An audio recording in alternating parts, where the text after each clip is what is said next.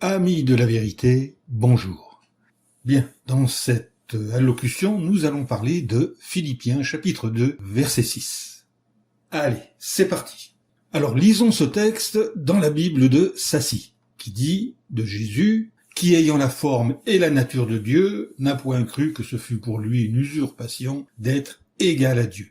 On lit à peu près la même chose dans la Sainte Bible de David Martin. Certains défenseurs de l'idée selon laquelle Jésus est égal à Dieu utilisent encore de nos jours des versions similaires. Toutefois, remarquez comment d'autres traductions rendent ce verset. Par exemple, la version Oltramar. « Quoiqu'il fût en forme de Dieu, loin de s'en prévaloir pour s'égaler à Dieu. » Ou encore la Bible en français courant. « Il possédait depuis toujours la condition divine, mais il n'a pas estimé qu'il devait chercher à se faire de force l'égal de Dieu. » Nous avons également la Tob. « Lui qui est de condition divine n'a pas considéré comme une proie à saisir d'être l'égal de Dieu. » Cependant, certains prétendent que même ces traductions plus fidèles impliquent premièrement que Jésus était déjà égal à Dieu, mais qu'il était disposé à renoncer à son rang, et deuxièmement, qu'il n'avait pas besoin d'usurper une égalité qu'il détenait déjà. Ça n'est pas l'avis du professeur Ralph Martin. Dans l'épître de Paul aux Philippiens, ce professeur nous fait remarquer, sur le grec original, le commentaire suivant. Je cite. « On peut douter toutefois que le verbe puisse glisser de son sens réel de ravir, s'emparer de, vers celui de retenir. » Fin de citation.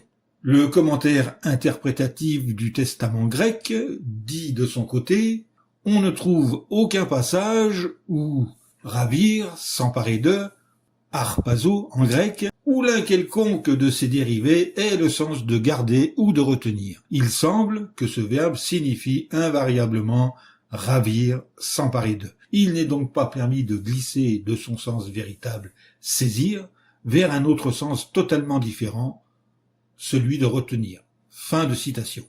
Ce qui précède montre à l'évidence que les auteurs de certaines traductions, telles que la Bible de Sassy ou la Sainte Bible de David Martin, tordent les règles de la langue grecque pour faire valoir leur vue trinitaire.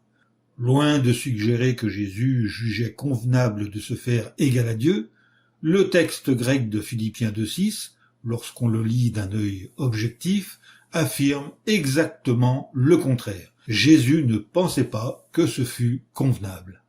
Le contexte de ce verset, si nous le prenons dans la Bible de Jérusalem, nous éclaire sur la façon dont on doit le comprendre. Paul formule cette exhortation. Que chacun, par humilité, estime les autres supérieurs à soi. L'apôtre prend ensuite l'exemple par excellence, celui de Jésus. Ayez entre vous les mêmes sentiments qui sont dans le Christ Jésus. Quels sentiments? S'agit-il de ne point croire que ce fût une usurpation d'être égal à Dieu? Non, cela irait totalement à l'encontre de l'argument développé.